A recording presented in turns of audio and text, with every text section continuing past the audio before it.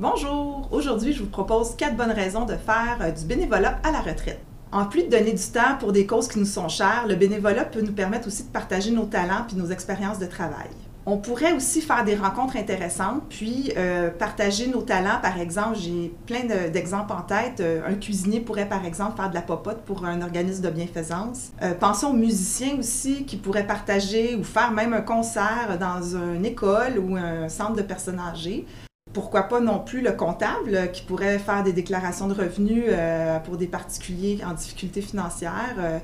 Puis les exemples sont infinis. Les enseignants aussi qui pourraient aller dans une école faire de l'aide aux devoirs ou même à la maison pour des enfants en difficulté.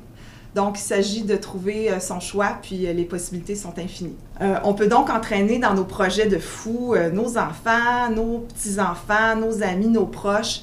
Je pense que ça peut être intéressant, donc on leur propose des projets que ça peut être ponctuel, par exemple la guignolée, où on passe chez des voisins ou dans le quartier ramasser des jouets, des denrées.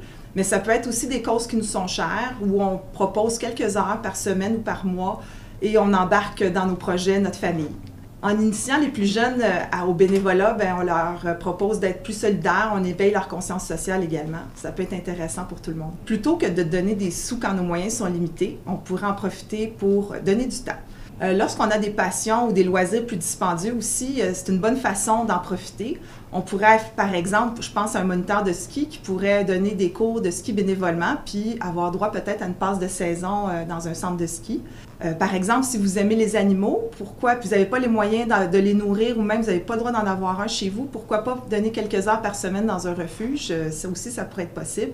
Puis je pense aussi à des loisirs comme vous aimez participer à des séances de films, vous aimez aller dans des festivals de films. Souvent, ces gens-là vont accepter des bénévoles. Ça peut même être, je pense à la Coupe Rogers de tennis, où on prend des bénévoles chaque année en grand nombre. Finalement, le bénévolat, ça peut aussi nous permettre de vivre des belles expériences internationales. On pourrait, par exemple, faire un voyage humanitaire en lien avec nos expériences de travail. Ça, c'est toujours possible. Je pense aux professeurs ou aux éducateurs qui pourraient même donner du temps dans un orphelinat. Ça pourrait être aussi d'aller construire un puits, une école, un peu partout en Amérique du Sud, même en Asie, on cherche des gens. Souvent, ça va nous donner droit à des rabais sur le prix du billet d'avion, puis souvent, on va être nourri, logé, puis on va avoir des occasions même de visiter là-bas. Le bénévolat, ça peut vraiment changer une vie et ça nous rappelle toute la chance qu'on a. Si vous avez des expériences de bénévolat à partager, n'hésitez pas à le faire en commentaire.